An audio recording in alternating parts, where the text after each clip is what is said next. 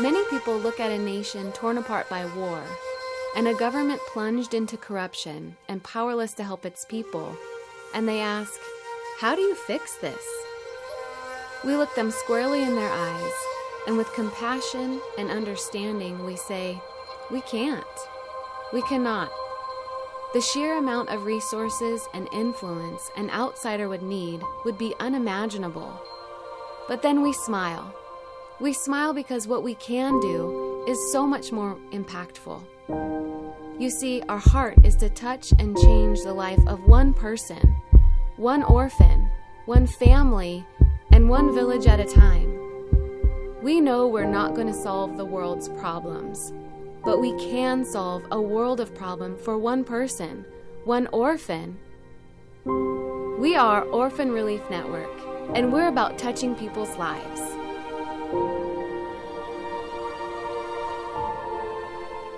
Eight years ago, when we first visited Liberia, we were struck by the overwhelming need of the young children who were literally starving to death in orphanages.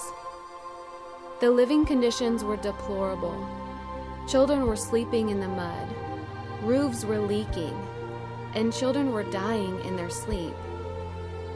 That's when we realized that someone needed to make a difference.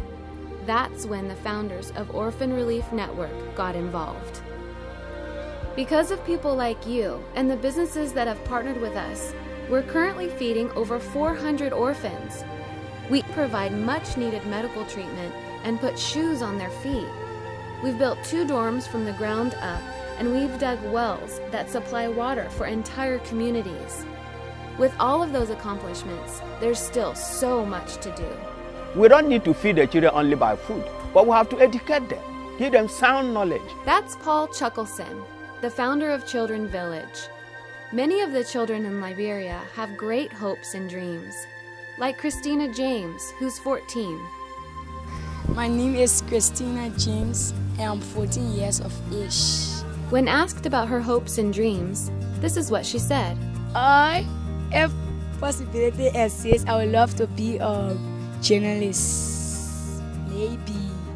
I will ask them what they feel about their country, and how they feel about their citizens, and how they feel about each other, and how they think that they should be.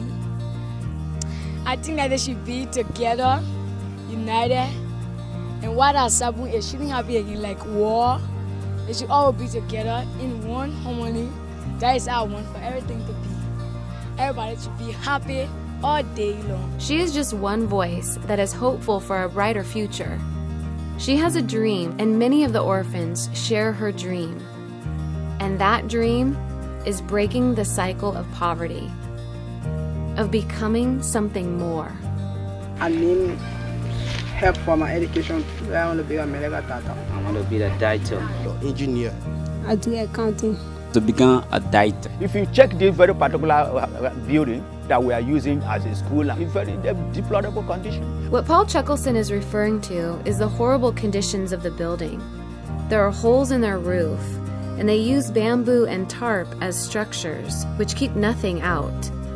The children's education is in constant jeopardy because of bad weather and poor conditions. That is why tonight we ask you to become part of the story, to help these kids, to build a school with real walls, a roof with no holes, with desks, a place to learn, a place to help realize their dreams. Partner with us. Help break this cycle of poverty. Become part of the story about touching and changing the life of one person, one orphan at a time.